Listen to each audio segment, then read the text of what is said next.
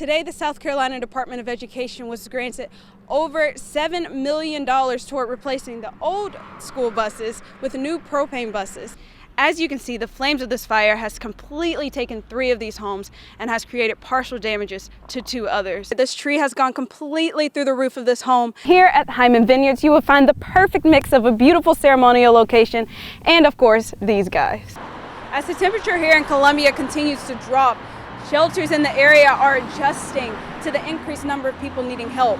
So while it's empty right now, around 4 o'clock, there will be a line wrapped around this building for people who need help with shelter and food. The Columbia City Council has decided to pass new gun restrictions. Now, these restrictions will be at the request of an officer or a family member if they find that the individual is at risk of suicide or has committed or threatened acts of violence. Without these subtitles, most of you wouldn't even know what I just spelled. I'm live at the South Carolina State Fair right now, and today marks day 1 of the 150th anniversary of the fair. And to celebrate, there are new rides, including the 150-foot Ferris wheel that's right behind me. They're calling that thing the Rolls Royce of Ferris wheels. But as you can see, I'm definitely still here for the food, and I'm not the only one. A developing story from Lake Watery today. The South Carolina Department of Natural Resources says a woman jumped off a pontoon boat last night and never came back up. Officials say it happened near Singleton Creek around 8:40 last night. Dive teams and multiple agencies from Lancaster and Kershaw counties are on the scene. Details are limited, but we will keep you updated here and on the WIS News app. California residents are expecting aftershocks after a 4.5 magnitude earthquake rattled the Bay Area Monday night. The earthquake was so strong, people more than 150 miles away felt the shaking. And while plenty of things were knocked off shelves, no injuries or serious damages were reported. We are 1 year away from the next presidential election, and there's one resource here to educate you about politics. It's a moving classroom, likely to make a stop in a city near you. Elena Barilla can tell you where it's going next. A group of high school students is doing what they can to stop the vaping epidemic from spreading to their school.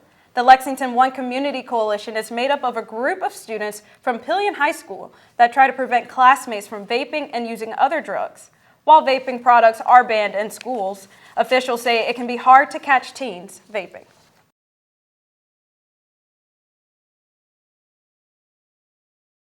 What are you thankful for? For myself. You're thankful for yourself. This is Miss Helen. At almost 100, she suffers from dementia and is now a hospice patient. And every week, she looks forward to her music therapy. Of course, with the dementia, she's steadily going down, but she still likes to hear the music. She loves music. It makes her happy. With the therapist, she sings, plays instruments, and reads along, and her daughter says she's already seeing improvements. Dementia, you don't remember stuff. Like I can go back to her, she called me back to her room and I'll answer a question, and then I come back in here and she calls me back and asks me the same question again. But if you tell her the music teacher's coming, she remembers that.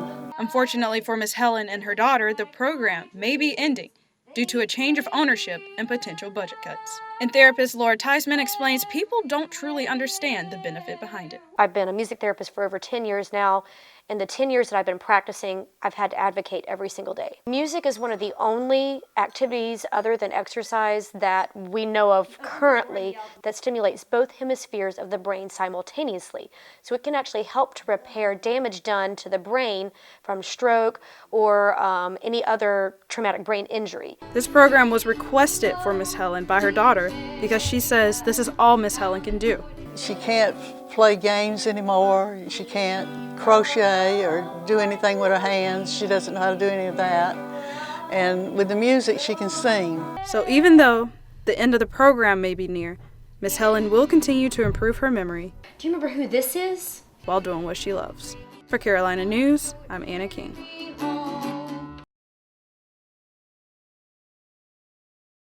I don't know what I'm gonna do this year.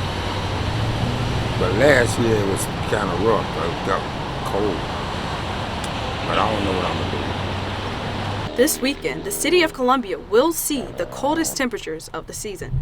And although some enjoy the cold weather, it's a hard time for the homeless.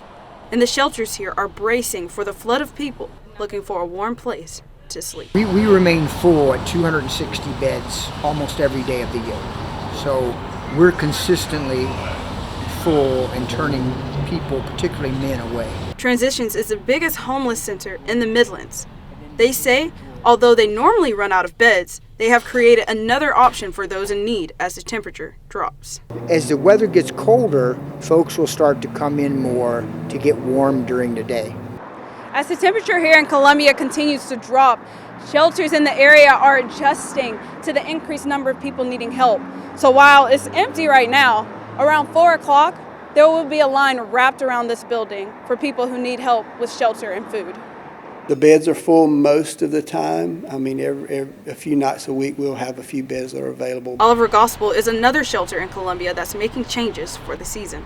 Now, as winter is coming in, when the temperature drops 40 degrees or lower, we open up our day room, which we're standing in now. We have 32 mats that we can allow men to sleep on. For people like Wilson, it's not easy to find a warm bed on a cold night. At the church, in that playground right there, I slept over there. They don't bother us, they just let us sleep as long as we want. They give us blankets and all kind of crazy ass stuff. Both Transitions and Oliver Gospel say they are always in need of supplies to help provide a warm and safe place for those who need it. For Carolina News, I'm Anna King.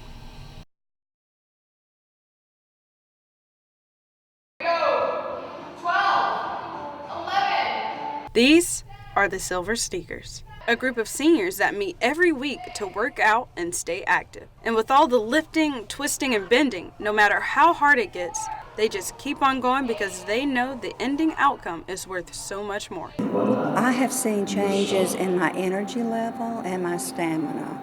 Also, I have been able to lose a small amount of weight. And according to a 2019 study done by Help.org, benefits include an increased metabolism, better blood pressure and bone density, and better mobility and balance. Sarah Wilcox is an instructor at the University of South Carolina School of Public Health. She says people getting older need to heed the warning. As you get into your 40s or 50s, that's when you start to see a lot of your increase in chronic diseases like hypertension, heart disease, diabetes.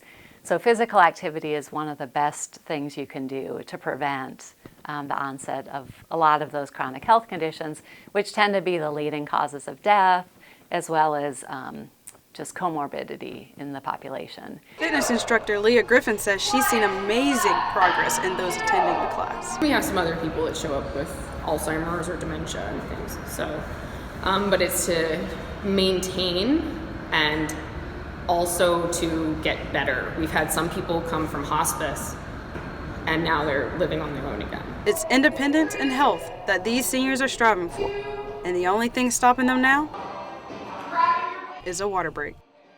For Carolina News, I'm Anna King.